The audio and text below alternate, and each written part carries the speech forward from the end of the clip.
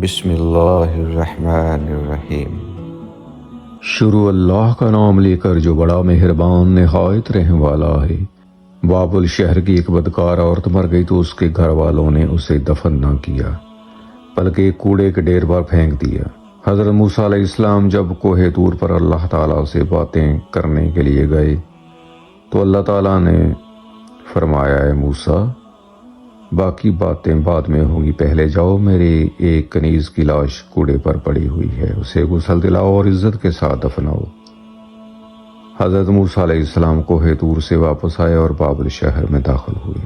تلاش کرتے کرتے ایک جگہ دیکھا کہ کوڑے پر ایک لاش پڑی ہے اور اس کے گرد 4 کتے رکھوالی کر رہے ہیں تاکہ کوئی درندہ لاش کو پامال نہ کر سکے۔ حضرت موسیٰ علیہ السلام نے اس کے گھر کا پتہ پوچھا اور ان سے کہا کہ لاش کو اٹھانے میں میری مدد کرو۔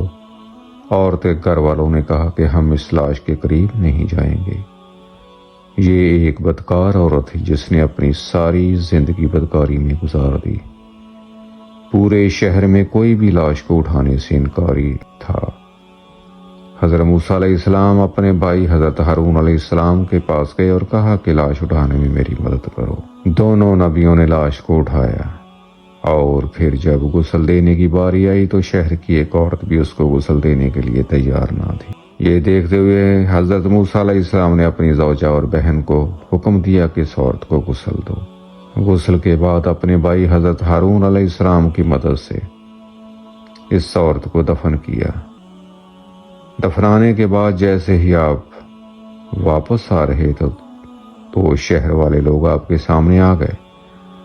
وہ سب مل کر آپ سے کہنے لگے کہ اے موسیٰ، یا تو ہمیں اس بات کی وضاحت دو کہ ایک بدکار عورت کو اتنی عزت کیوں دی، یا پھر وہ کلمہ جو آپ علیہ السلام نے ہمیں پڑھایا ہے ہم آپ کو واپس کرنے آئے ہیں۔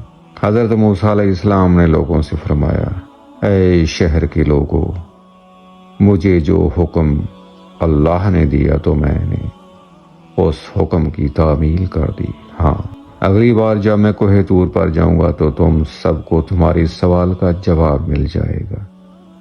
یہ سن کر لوگ واپس چلے گئے۔ حضرت موسیٰ علیہ السلام کوہ طور پر گئے تو فرمایا، ہے میری پروردگار، اس شہر کے لوگ مجھ سے اس بات کی وضاحت مانگتے ہیں کہ ایک بدکار عورت کو اتنی عزت سے کیوں دفن کیا گیا۔ اللہ نے فرمایا، موسیٰ، یہ عورت واقعی بدکار تھی اور اس کی ساری زندگی بدکاری میں گزر گئی، مگر ایک دفعہ یہ ایک ایسی جگہ سے گزر رہی تھی جہاں پر ایک کتا پیاس کی شدت سے مر رہا تھا۔ اس عورت کو کتے کی حالت پر رحم آ گیا۔ اس نے پانی کے کنویں سے اپنے کپڑے گیلے کیے اور کتے کے منہ میں نچوڑ دیے۔ پیاسے کتے کے منہ میں جب پانی آیا تو اس کے تڑپتے ہوئے جسم میں جان آ گئی۔ مجھے عورت کی یہ رحم دلی بہت پسند آئی اور میں نے اس کے سارے گناہ معاف کر دیے، اور میں نے موت کے فرشتے کو حکم دیا کہ اس کی روح قبض کر لو تاکہ آئندہ بدکاری نہ کر سکے۔ ہمیں بھی چاہیے کہ ہم اللہ تبارک و تعالیٰ کی مخلوق سے جس قدر ہو سکے پیار سے پیش آئیں۔ محترم ناظرین، جو رحم نہیں کرتا اس پر رحم نہیں کیا جاتا۔ اللہ تعالیٰ ہمارے دلوں کو رحم سے بھر دے اور ہمیں آپس میں پیار و محبت سے رہنے کی توفیق عطا فرمائے۔ آمین ثم آمین۔